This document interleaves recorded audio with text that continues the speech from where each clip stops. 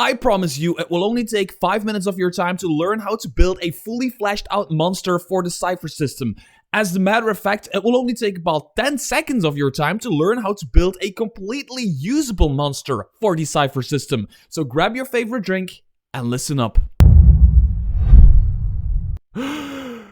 For the sake of this video, we're going to build a monster for the lower tiers of gameplay for the Cypher system, because those tiers are the tiers that you're going to spend a lot of time in, and when you reach the higher tiers of play, you're going to have a good understanding of the game in order to come up with monsters on a whim. Also, I'm going to assume that you have a basic understanding of the Cypher system rules. If you don't, go to my other 5-minute video where I explain the entire system to you in a 5-minute video. In order to build a fully functioning monster for the Cypher system, all you need to come up with is one number. And for this video, we're going to come up with a monster and a monster concept of a sentient car. In other words, Herbie. Now, I want Herbie to be a manageable encounter, which means I'm going to give it a level of 4. If we multiply 4 by 3, we get 12. 12 is now the target number people need to hit in order to hit Herbie or convince it to do anything for them. It is just the target number of the creature, but it is also its hit points. For the damage it deals every round, we're just going to take its level. So every round when it does damage or takes an attack action, it does 4 points of damage if it hits. Now, the way it dishes out that 4 damage is completely up to you as a game master. Maybe it slams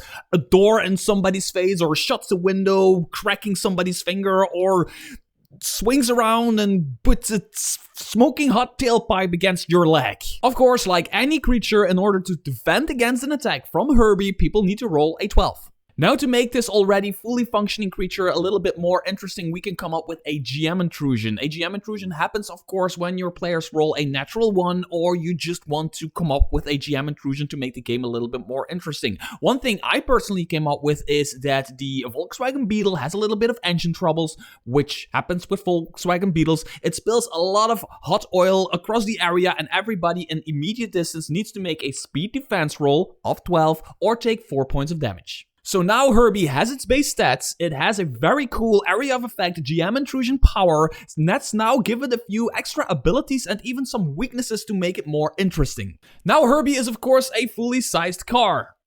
Well, it's a Volkswagen Beetle, so it's about half a sized car, but still it's a big object to hit. So something that I want to put in its stat block is speed defense as level 3 due to its size, meaning that it is a little bit easier to hit if you wanted to come up close and try to hit it with a sword or with a lightsaber or with a gun or with bow and arrow or with whatever you're tossing at it. Now you might say, but Herbie is really fast. How come it's bad at speed defense rolls? Well, I personally would like to translate that more into its actual speed of movement in the game, giving it a speed of long distance, meaning it becomes really good at dashing across the battlefield and hitting multiple people. One more thing I want to give this car is perception as level 5, making it very good at spotting its enemy, because it has not only 2 beaming eyes in the front, it also has an antenna. So now that Herbie has its base stats, and it has a GM intrusion that is pretty damn cool, and it has a few modifications for different situations, we want one more cool extra power. And I decided to give it the ability to flash its high beams. Everybody within short or immediate distance needs to roll a speed defense roll or be stunned their next turn.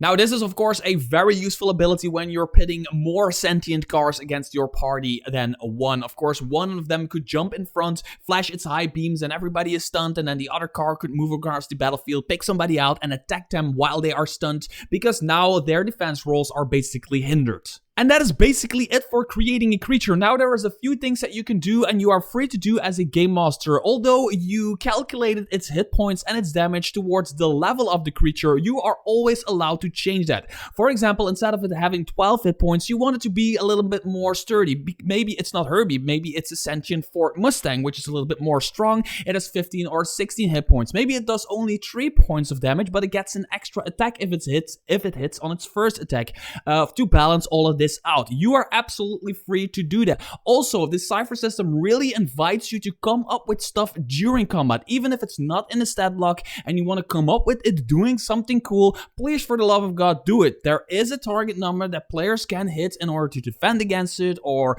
interact with it, and if they don't succeed on hitting that number, the thing that you have in mind as a game master actually happens. That is what the Cypher system is all about. And that's it. And before my 5 minutes are up, I just want to do a big shout out to Cadup on YouTube, who is the person on YouTube who knows the most about the Cypher system, and also join the Cypher Unlimited Discord.